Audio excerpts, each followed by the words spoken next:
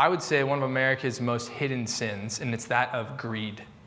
In fact, a author who you may have heard of, I'm not going to give you his name yet, I'm going to read the quote, says this about money and greed. He says, with the absence of God growing in the Western culture, which is where we are, we will replace God with money. What induces one man to use false weights, another to after having it insured for more than its value, while 3/4 of our upper classes indulge in legalized fraud.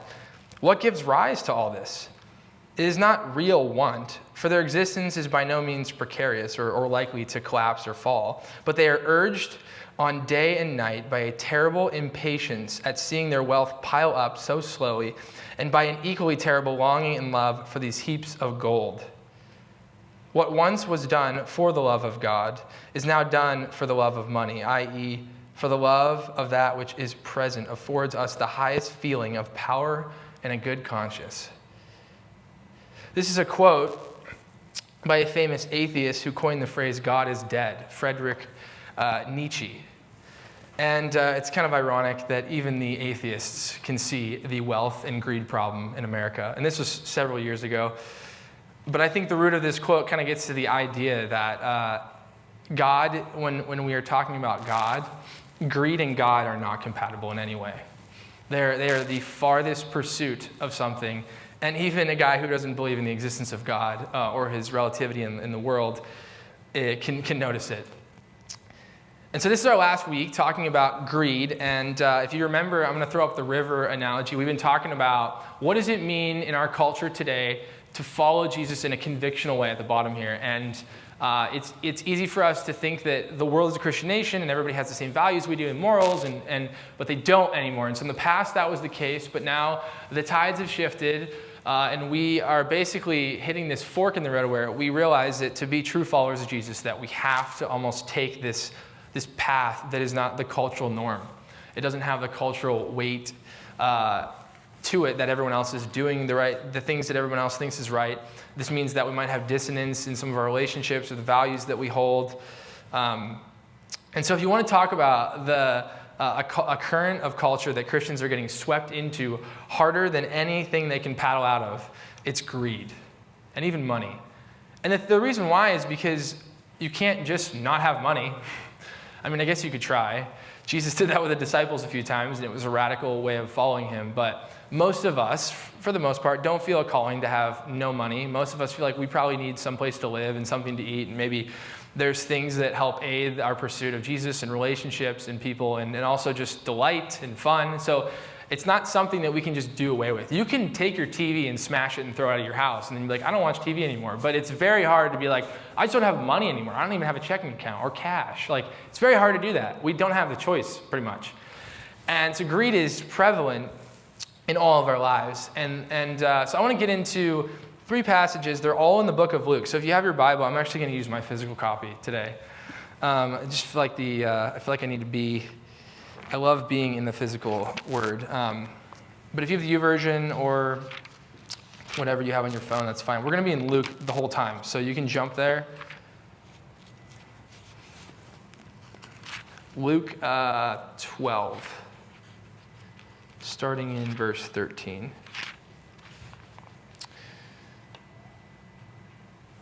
Luke 12, starting in verse 13, the parable of the rich landowner.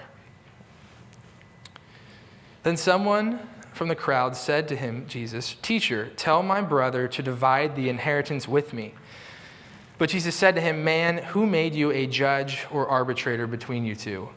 Then he said to him, Watch out and guard yourself from all types of greed, because one's life does not consist in the abundance of his possessions. He then told him a parable. The land of a certain rich man produced an abundant crop. And so he thought to himself, What should I do? For I have nowhere to store my crops. And then he said, I'll do this. I will tear down my barns and build bigger ones. And there I will store all of my grain and my goods. And I will say to myself, You have plenty of goods stored up for many years. Relax, eat, drink, celebrate. But God said to him, You fool. This very night your life will be demanded back from you. But who will get what you have prepared for yourself? So it is with the one who stores up riches for himself, but is not rich towards God. The most simplistic definition of greed is basically just, the easiest way to understand is a love of money. But in this instance, it can be a love of possessions. It can be like a love of an overabundant amount of something. It's the root of idolatry. Idolatry is placing something and elevating something above where God should be. And we can even make good things idols, even if they seem to be good. Just like you can go to church, you can make church itself an idol. You can make being a part of it an idol in your life. You can even make like serving, doing good things, being generous even an idol if you're doing it for the wrong intentions. And greed, the root of greed, is really a lack of trust, and it's living in fear. And Jesus here is, I read this parable, and it's funny, like, sometimes you read a parable or you read the story of Jesus, and there was just so many instances where I'm literally like, there are people in my life right now who like are living this man's life exactly. And it's funny because, you talk about barns and whatever, but the phrase, I'm going to read it again, verse 19. The guy builds his barns and he says, I will say to myself, you have plenty of goods stored up for many years. Relax, eat, drink, celebrate. Now, the next word Jesus says is you fool. And it's funny because I have so many people, and this is like the new American dream, is that we will grind and grind and grind until we have enough so that we can retire early, we can relax, eat, drink, and celebrate, and do whatever we want, as if we think that is success. And it's funny, like even I would say that kind of sounds like retirement, right? It kind of sounds like retirement. Now, I don't know about you, and I'm not going to try to be controversial about this because I don't have 30 minutes to talk specifically about retirement, but Christians act as though retirement is like one of the 10 commandments. I would love for you to search the scriptures and tell me where it talks about retirement. And I'm not saying that as if like we should just work till we die, right? Like, I'm just going to work this job till I keel over. But it makes you realize that our idea of greed, the main reason why greed is so prevalent and so powerful is because we have no idea that we're greedy. Tim Keller talks about, in his book, Counterfeit Gods, he writes a story. He said, some years ago I was doing a 7-part series of talks on the 7 deadly sins at a men's breakfast, and my wife Kathy told me, I bet the week that you deal with greed, you will have the lowest attendance. And she was right. People packed it out for lust and wrath and even pride, but nobody thinks they are greedy. As a pastor, I have had people come to me to confess that they struggle with almost every kind of sin. Almost. I cannot recall anyone ever coming to me and saying, I spend too much money on myself. I think my greedy lust for money is harming my family, my soul, and people around me. Greed hides itself from the victim, and the money god's modus operandi, which like its mode, includes blindness to your own heart. Greed is so prevalent and powerful because we have no idea it's here, and we have no idea that it's infecting our very own hearts, including, yes, you. So, for the sake of the shortness of this argument, let's all just assume we're greedy people for the next 20 minutes. Can we do that? Let's assume we are greedy people and that in this instance, in the rich landowner, that there is some sort of facet of our life that we're living in such a way that we are trying to build bigger barns. I'll be honest with you, the one that really, like when I was reading it, and it was just like, God was just like, there you go, Trey, conviction, like immediately. I drive like a kind of a truck. It's like a conversion Ridgeline. And I have just been staring at any Toyota Tacoma, like 2018 or newer with a new body. I just love that truck. And I'm like, one day I'm going to get that truck. And it's basically sin, right? I'm trying to covet or lust after something that's not mine, thinking I need it, right? But in reality, I mean, that's just a bigger barn, isn't it? It really is. It's just a newer truck, a nicer truck, one that I probably don't need, one that's very expensive. If you have a Toyota Tacoma, I'm not judging you.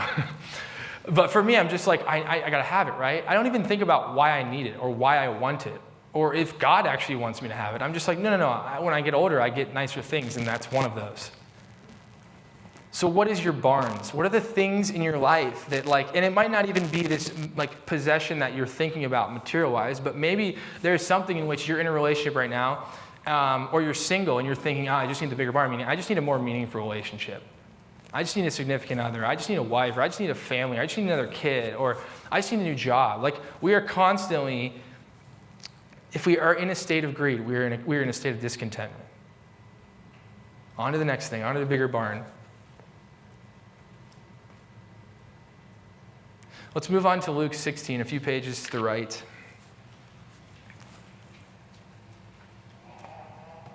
Luke 16, verse 13. You maybe heard this before. Luke 16, verse 13. No servant can serve two masters, for either he will hate one and love the other, or he will be devoted to the one and despise the other. You cannot serve God and money. Now, a lot of people stop there. There's probably a paragraph break in your Bible. We'll keep going, actually. The Pharisees who loved money heard all this and ridiculed Jesus. But Jesus said to them, you are the ones who justify yourself in men's eyes, but God knows your hearts. For what is highly prized among men is utterly detestable in God's sight. Now, I don't know about you, but first we had you fool, and now we have utterly detestable in God's sight. So first thing, greed is so powerful because it's hidden, and we're pretty much all greedy. Second thing is why is it so hard to tell if we're greedy? They say it right here. You are the ones who justify yourself in men's eyes. Meaning that we don't realize we're greedy because we live in such a way that we're constantly comparing ourselves to the people around us that are similar to us. That's why when people go on short-term missions trips and projects to other countries, they're just like wrecked because everybody's living on $1 a day. And then you come back and you're just like, I'm going to sell everything. I don't even need shoes. And you have this radical change, but then give it a year or two and it kind of wears off because you're assimilating into the culture that you're around. It's the same reason why our ideals, even our political beliefs, the things that we think are important, we assume most people have or the majority have. But really what we're assuming is the people like us that make the same amount of money, that live in the same areas that we do, are thinking like us.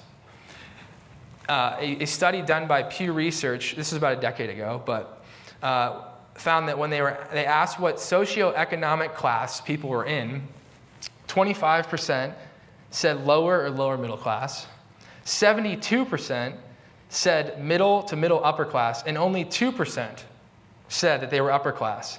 If you're wondering what the point of that study is, the upper class is 15%. Basically, no one thinks they're rich, other than 2% of people. We all are just like, yeah, I grew up middle class, or I grew up like middle. We have a weird time saying middle upper class or even upper class, but some of us did grow up upper class. Some of us are upper class. And I don't even think we realize it because we're comparing ourselves to everyone in a similar life stage, the people in our apartments, the people on our street, the people in our church, the people in our life. Tim Keller says, he says, once you buy the right neighborhood, you will realize quickly that there are richer people than you there, and you compare yourselves to them, not to the world or even your entire city. So if confronted on greed, you can easily just say, well, I have the cheapest car in my apartment complex, or I have the smallest house in the neighborhood. Or I like this in my terms, I wear the most off-brand clothing compared to the people who wear Gucci and Prada and Louis Vuitton.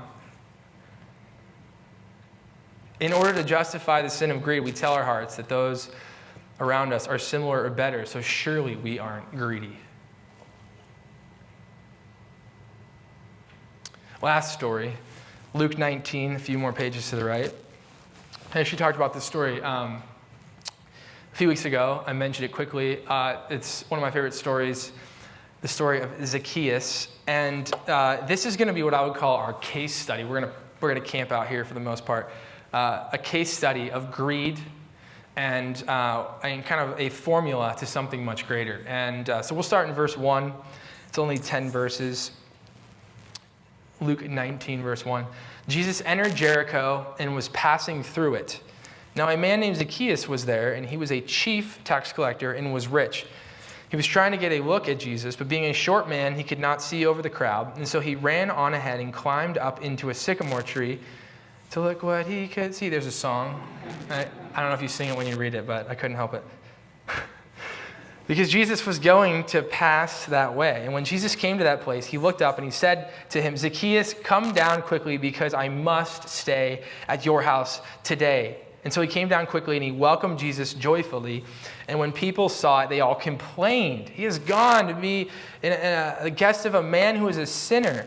But Zacchaeus stopped and he said to the Lord, look, Lord, half of my possessions I now give to the poor. And if I have cheated anyone of anything, I am paying back 4 times as much. And then Jesus said to him, today salvation has come to this household, because he too is the son of Abraham. For the Son of Man came to seek and to save the lost. Most of us don't identify with Zacchaeus in this story, but hopefully the last 5 minutes convince you that, oh, maybe I have a Zacchaeus tendencies in me, or I have this part of my heart that is in this mentality. Zacchaeus was a chief tax collector. If you know anything about the history at this time, Jericho, I think it was Jericho, correct? Jericho at this time was basically governed by Roman providence, and so the way Romans would work would be like, yeah, you can live culturally, but we're going to call the shots on laws and taxes. Mainly, taxes were the biggest thing. And so they would hire people from those areas to enforce the Roman taxes. Now, a tax collector then is basically like the instance of like if your friend's an IRS agent and he has to come audit you. Like you're not going to like your friend, you know? And that's why nobody's like, yeah, I'm so stoked I want to be an IRS agent. Like we kind of are like, we don't like them, right? It's kind of like police. But if you don't like police in some ways, like, oh, maybe you're doing something wrong. Like I get nervous every time I'm around police. Like I could be in church and I could be like, I'm nervous. And an IRS is the same way. Zacchaeus was a thug and a robber because the nature of Rome was so powerful that they would need let's say for the sake of simplicity, 10% of your income. Well, Zacchaeus would have Roman guards backing him and he'd take 20. And then he'd give Rome 12, more than they even asked, and then he would keep 8. And so they were cheating. Their job was basically, like, it was almost impossible to be an honest integrity man in it because their commission came off of basically cheating. And so he was a chief tax collector, so not even like a guy who went door to door. He was overseeing several. So he was setting the precedent on the amount of greed and wealth that he could consume. And a lot of times what's crazy about it is he was probably one of their own, meaning he was probably a local. Like he kind of sold out. Like, I don't know if you know anyone right now in your life that's just grinding so hard, and it's like they just sold out of everything else. Like, they don't have a lot of friends. They don't talk to their family. All they care about is making more money, and that is Zacchaeus. And I think in our hearts, there's areas of our lives that we are running 100 miles an hour. It's something we think we need, and we are just blind to the reality around us. Like I said, it's not just money. It can be possessions. It can be relationships. But the most interesting thing in this story is it appears as though even if we think someone is the most far gone or lost they can ever be, their heart is still being pursued by God. Because we look in the story, I mean, Jesus is walking through this huge crowd, and Zacchaeus hears about it, and he comes to try to find Jesus. Zacchaeus had an interest, and we don't know exactly what it was. Maybe he was sick of the greed and wealth. Maybe he had realized it. Maybe he realized he was lonely and he had no friends, and maybe he was just sick of taking money from people that he knew they would die or not be able to afford food. We don't know exactly, but all we know is, in verse 2 and 3, he was trying to get a look at Jesus. If you have people in your life that, and I know there's people in my life who make a lot of money, like a lot of money, and sometimes I will hang out with them and I will almost assume there's no reason why they would want Jesus. You know, you just are kind of like, yeah, they make a lot of money, they don't care. In this instance, that pretty much crushes what I think. There could be someone who is the richest person that you know, and they could be the most miserable person that you know. And so it never stops us from pursuing people. The interesting thing about Zacchaeus, a lot of people miss, is he's short, right? Everybody's like, oh, the poor guy, couldn't see over the crowd, couldn't see Jesus. Now, most translations of the Bible, most commentaries will say that he was short indeed, but actually what else was going on was everybody's like, you're not going to go see Jesus. And so he couldn't get through the crowd. Nobody wanted him to go up and talk to him. It's kind of like if you were famous and, you know, like you were a super fan of someone and you brought your friend who doesn't even care along, and then you're like going to go walk down the street and there's the person that you're obsessed with, and your friend gets to go talk to them and you don't get to, and you're like, are you kidding me? Like, I'm the super fan. And so in this case, everybody hated Zacchaeus. And so they're like, you're not going to get a chance with Jesus. Are you kidding me? Like, out of all of us? And so not only was he short, but there was a tense moment with the crowd. And we can even see in their response later that they wanted nothing. They didn't want Jesus to talk to him at all. They're like, surely you don't want to talk to him. So in the midst of this, thinking about Zacchaeus, maybe you're internalizing some of this and you're like, oof, there's some areas. Like, I'm feeling them, Trey. And we're trying to realize, okay, well, what do we do about greed? If we have greed, if I've acknowledged it, if maybe you're still just trying to figure out, am I even a greedy person? What do we do? The first thing we do is we acknowledge the root of greed. We acknowledge the root of greed. Now, a lot of people think that greed is kind of this incredibly deep-rooted thing, and a lot of times there's something much deeper. In fact, there's surface idols, which are things at the surface, things like money or a spouse or children, through which our deep idols seek fulfillment. And we're often superficial in the analysis of our idols, meaning we might say like, yeah, that's totally an idol in my life. And a good counselor is going to be like, no, that's not the idol, that's the surface idol. Like, what's the root of that? Why are you doing that?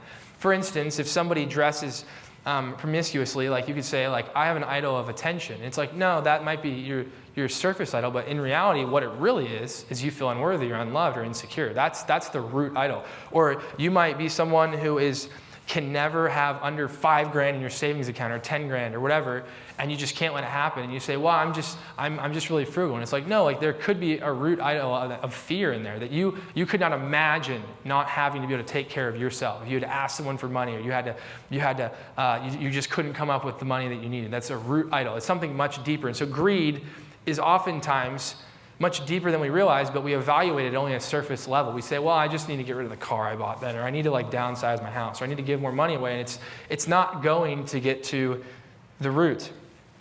Others want money for access to social circles, to make themselves beautiful and attractive. It was astonishing. At one point, Sarah and I had talked about how many people get Botox and stuff, and how much money and how consistently people have to do it. It was, I don't know, as a guy, you just like, I never had a conversation with that really about that. But yeah, or the money that people spend on vacations and cars, and even cable television is so expensive nowadays. In every case, money functions as an idol, and yet because of various deeper idols, it results in different patterns of behavior. So we don't know exactly what Zacchaeus' idol was in this instance, but all we see is that he wants to turn to Jesus. He's interested in Jesus. One way of recognizing greed is a thing that's called game theory. I don't know if you've ever heard of game theory. I'm going to read the definition. It is the study of, I'm going to read the kind of confusing definition and the easier definition. It's the study of mathematical models of strategic interaction between rational decision makers pioneered by a guy in 1928. In its most simplistic form, it's the process of decision making based on how people, institutions, and even nation, the players, make decisions in the face of uncertainty about the strategy or thoughts of opposing player. So basically, simplistic boiled down version, it's the study of how we as individuals choose to cooperate or not cooperate when our own self-interest is our primary priority. The fundamentals of game theory can be summed up in two ways of thinking. It's I win and they lose, or I win and they win, or if you watch The Office, Michael Scott is we all win, win, win, win. But whether you realize it or not, we have these decisions occur almost all the time. I know game theory, you're like, that was very academic, Trey, but game theory is extremely practical. It's relatable. For instance, you are embodying the philosophy of game theory when you cross the street at a light with oncoming traffic. Will they stop? Whether you purchase the more expensive meal at a restaurant when you're splitting the bill with a friend, will they purchase an inexpensive meal and have to pay more than a fair share, which makes you look inconsiderate? In the case of a soldier, whether to retreat or to stay, what are the odds that my fellow comrades will hold the line or retreat themselves? You might even think if I buy a nice present for this wealthy person, then they might buy an even bigger present back for me. It's kind of the I scratch your back, you scratch mine, hashtag the mafia. That's how the mafia operates. If you can remember a couple weeks ago, we talked about Daniel having the opportunity to eat at the king's table, but would have compromised his integrity and do what the king wanted. He could have chose the win-win in that he would have ate awesome food and the king would have been able to use him for his leverage, but he chose something different because the win-win in that reality was not healthy. And so in this instance, Zacchaeus has been operating in both options. I win, they lose, which is the exploitative. Basically, he takes their money and he robs them of more than enough. They lose, meaning they don't have more money, they can't afford things, but he gets more because he's taking their money. He also does the I win, you win, which is the ethical, but he does that with the Romans, meaning he gets paid and they get paid. But the reality and the gold standard of this is that both of them are centered around I win. Now, we feel a lot better when we both win because we're like, oh, I win, but you also win. It makes you feel more selfish. You're like, I'm not like that bad. I'm winning, but they're also winning, so we're good. I win, you lose is a lot more obvious and is much more noticeable. But this, my friends, is what Jesus calls selfishness. Thinking I win is immediately selfishness. Even if others win around us, we have to evaluate the winning that we're doing and what it's doing to us. So greed, and the root of greed, we acknowledge the prevalence of it. Like I said, we are greedy people. The second part is we determine the root idol. What is the depth of my greed? What is driving that in me? And then the next thing from that is what Andy Crouch actually argues is a third way. It's not I win, you lose. It's not I win, you win. It's I sacrifice and we win. And this is the righteous way. What Andy offered, he actually offered this at a conference. He offered us a better way, that by practicing sacrifice, there is an option for all of us to not just win, but to win better. By committing to one another, we may not win as big, but we will flourish. This is the heart of Jesus. He says, Zacchaeus, come down quickly because I must stay at your house today. Jesus extends the call to not only dinner, but remember at this time, culturally, meals were of utmost significance. It was the most important thing you could do with someone, and one of the most intimate in relationship building. It was one of hospitality, love, friendship, and acceptance. And so Jesus, in this sentence, fully pursues Zacchaeus and offers him relationship. Now, the craziest part is the next verse, is the response. They're not even at his house yet. People are like, oh, you don't even know what you're doing, Jesus. This is Zacchaeus. Are you kidding me?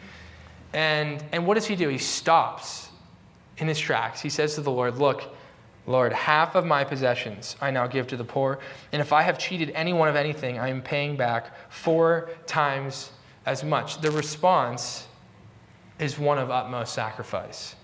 More than any repayment of theft, culturally, if you were a thief, you typically had to pay back a certain amount of interest. It was like either 2 times, I think at maximum 4 times of whatever you took. And so he's basically like, I'll pay back 4 times no matter what. Including loans, including anything. It was radical generosity. I think the quote from Tyler Durden in Fight Club applies here. He says, it's only after we've lost everything that we're free to do anything. I think Zacchaeus felt that. The most important thing, though, to take from this story is we see a moment of greed. We see the root idol, and he realizes what it's doing in his life, which is, I think, what made him approach Jesus. But then we have to realize the most important thing in this story is the order of salvation, meaning the way that it occurred. A lot of us miss this. God's salvation does not come in response to a changed life. A changed life comes in response to salvation offered as a free gift. God's salvation does not come in response to a changed life, meaning don't get your life all figured out and together thinking that will become your salvation. But actually from our salvation, from Jesus saving us and rescuing us, that is our response, offering as a free gift a changed life. So the order is greed, it's determining the root idol, then it's sacrifice, and ultimately that leads to generosity. A lot of people miss this because they say, well, they didn't obviously go to Zacchaeus' house yet, but because Jesus said, I must, meaning like implying it's going to happen, he's basically taking Zacchaeus and he's saying, yep, we're going to be in a relationship. I see you, I love you, I care about you, I want to be your friend. And in that moment, salvation, which salvation is kind of an interesting term anyways, but the goodness of God is experienced in that moment with Zacchaeus, and that is what propels him into a greater love. The sacrifice, there's several sacrifices in this term in Jesus. It's cultural, meaning he's going to go eat with a tax collector.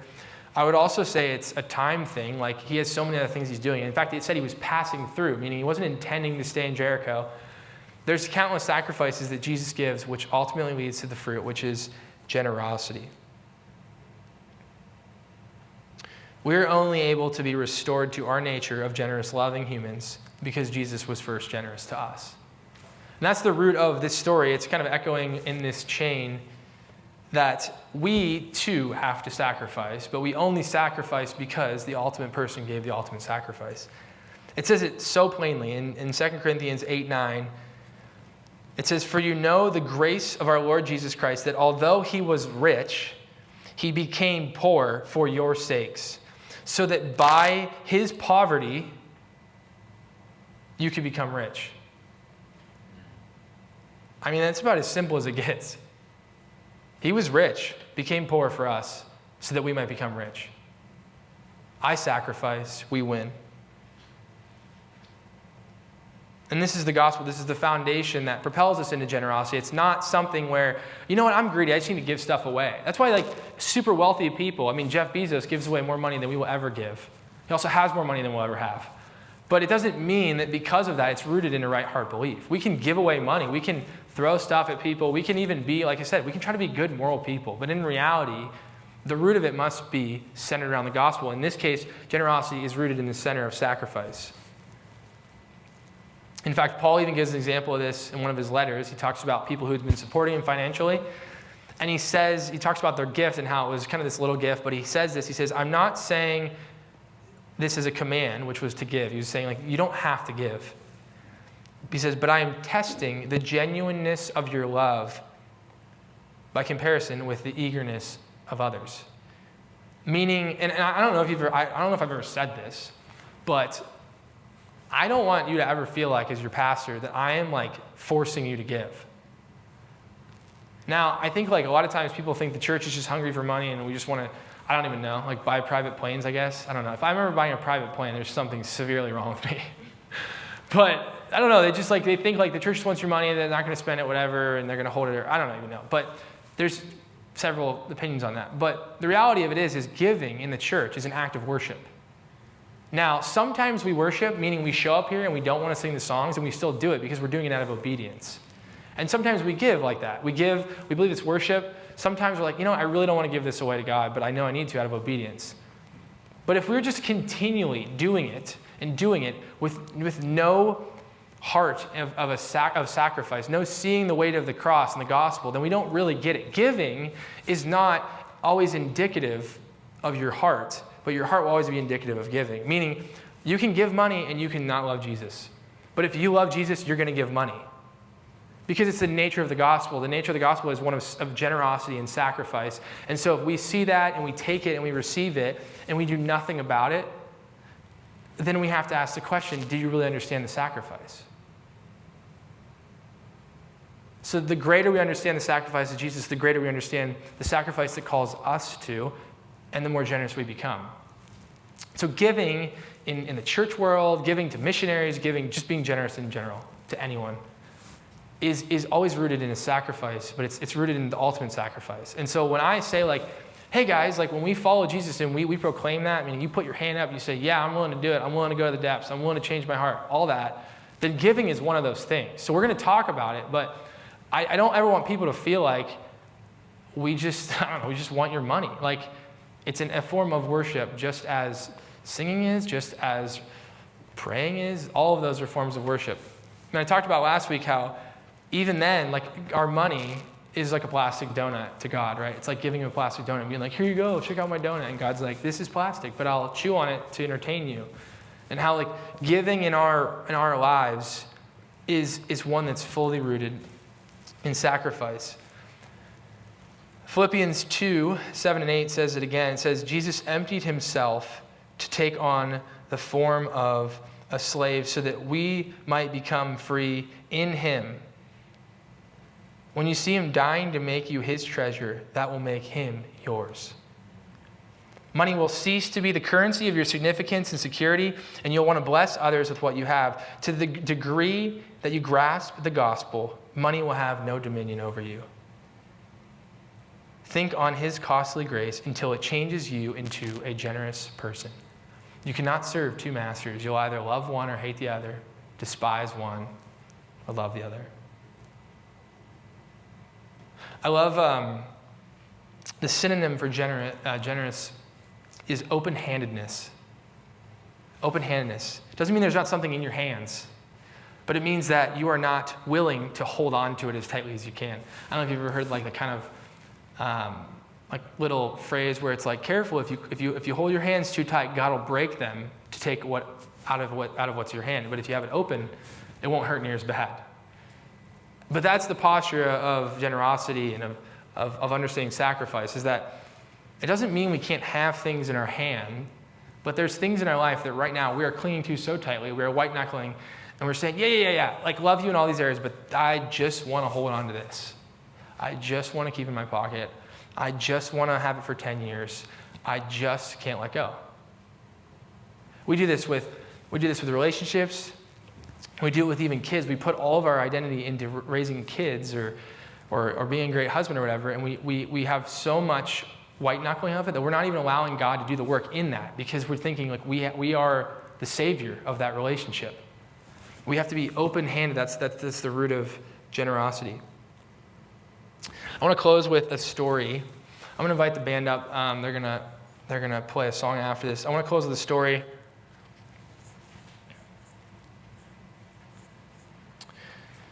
John Robert Fox, I don't know if you've heard of him, was born in Cincinnati, Ohio in May of 1915. So probably don't know him.